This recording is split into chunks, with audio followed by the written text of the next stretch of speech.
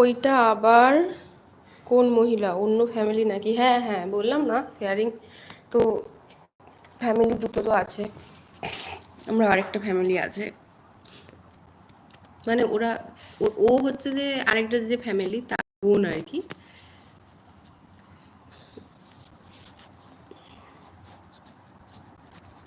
দেখি, সরো সরো সরো। ওহ দাঁড়া না, এখানে আবার কেন এলে? মোবাইল কোনো ব্যাপার নেই তো। আচ্ছা, তুমি সেই না, আমার অ্যাকচুয়ালি তোমার এই যে ডিপিটা, তো সেটা দেখেই মনে হয়েছিল, ওই যে মানে লাল লাল ব্যাপারটা দেখে, তো সেই জন্য আমার একবার মনে হয়েছিল। তো এতদিন কোথায় ছিলেন আপনি? তারপর আবার তুমি যে এই যে বললে না যে আমার ফোন আসছে, আমি ফোনটা ইয়ে করে দিয়ে চলে যাচ্ছি, আমি নামটা তোমার মনে করতে পারছি না, কি একটা নাম ছিল।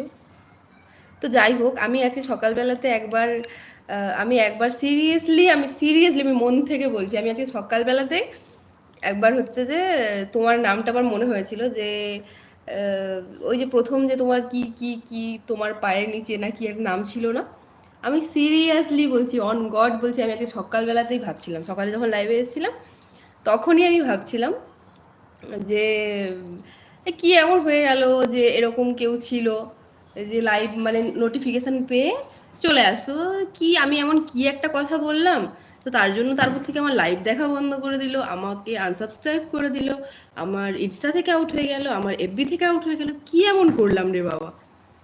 সিরিয়াসলি আমি আমি তোমার উপর রাগ করেছিলাম। ও আচ্ছা আচ্ছা, যাই হোক, আমি অন গড বলছি, আমি আজকে সকালবেলাতেই আমার মাথাতে আসছিল এই ব্যাপারটা। মানে ব্যাপারটা হয়েছে কি, আমাকে তোমার মতন একজন একজন আছে যে কন্টিনিউ আমার লাইভ দেখে সকালবেলাতে। ও অ্যাকচুয়ালি সন্ধ্যেতে আসতে পারে না, কিন্তু সকালে আসে। তো তুমি আবার তোমার এটার নামটা চেঞ্জ করেছো, কিন্তু তোমার ডিপিটা দেখে আমার মনে হয়েছিল ওটা একবার যে তুমি হতে পারো। আবার যখন বললে যে দাঁড়াও ফোন এসছে, ফোনটা ধরি, তো যাই হোক, তো সে আমাকে বলছিল সকালে, যার কথা বলছিলাম, যে ও আমাকে বলছিল যে তোমার লাইভের নোটিফিকেশান আমার কাছে আসে না, যে তুমি কখন লাইভে আসো আমি বুঝতেই পারি না, বারবার চেক করতে হয়, আর নোটিফিকেশান কেন আসে না বুঝি না, আর তোমার লাইভ কতক্ষণ মানে হয়ে যায় তারপরে আমি এন্ট্রি হই। তো সেই জন্যই আমার তোমার কথাটা মনে হচ্ছিল যে তুমি বলেছিলে, বলতে না যে তোমার নোটিফিকেশান পেয়ে চলে এলাম, এই ওই সেই। তো যাই হোক, অনেক থ্যাংক ইউ আমার উপরে রাগ ভেঙে তারপর আমার লাইভে আসার জন্য, থ্যাংক ইউ সো মাচ।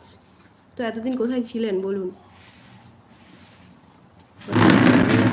নিচে খুঁজে পেলে নাকি আরে না না, পায়ের নিচে কেন পাবো, তোমরা আমার সাবস্ক্রাইবার, তোমাদেরকে সবসময় মাথায় রাখতে হয় বুঝলে, পায়ের নিচে কেউ রাখে?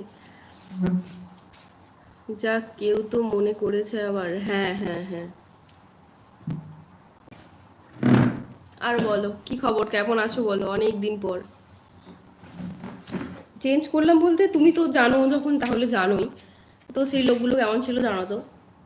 তো ওখানে পছন্দ ছিল না আমার, ঠিক যেখানে শান্তি নেই সেখানে আমার থেকে মানে আমার থাকতে ইচ্ছে করে না অ্যাকচুয়ালি, মেন্টাল প্রেশার লাগে ভীষণ। এ সবসময় ফোন উল্টাও, আরও টুকিটাকি কিছুতেই সে সারাক্ষণ ইয়ে করে, সে এমন একটা ভাব নিয়ে থাকে অ্যাকচুয়ালি।